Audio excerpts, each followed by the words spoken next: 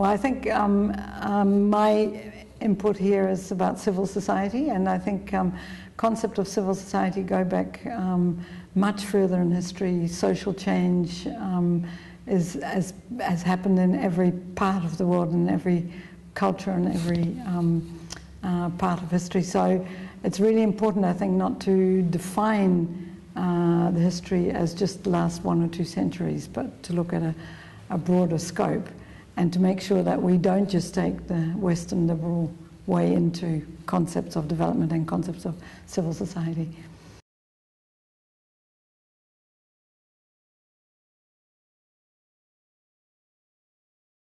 Oh, well, absolutely. I mean, one of the big discussions is that there's a huge change happening in civil society, both at local and at global level, because of the increased communication possibilities, because social movements are standing up, working at local and national levels and combining towards global processes.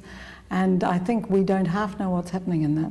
I think there will be the thinking about economic development will change, and we will have much more civil agency, civil actors.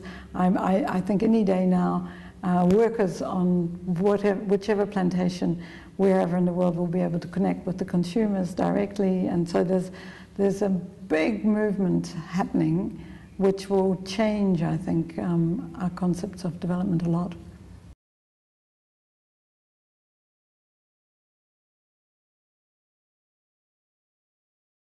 Well, I hope that we're talking about the next 50 years, because I'm involved in environmental issues, and if the environment goes the way it's looking now, there won't be any development practitioners to talk about anything in 50 years, and that's a serious comment. I think there is a perfect storm at the moment between the financial, economic and environmental crisis, which, if we don't get the urgency of that, and if we don't change to transformational policies and practices and stop thinking that we can get there by slow incrementalism, things are just going to go wrong. And the clear example of that is the whole food crisis, where we have 7 billion people in the world as we speak, 1 billion starving of hunger, 1 billion suffering from obesity, and 6 food monopoly companies running the world on food. So unless we begin to change those kind of things and get to sustainable agriculture and get to proper environmental solutions, we won't be talking development in 50 years.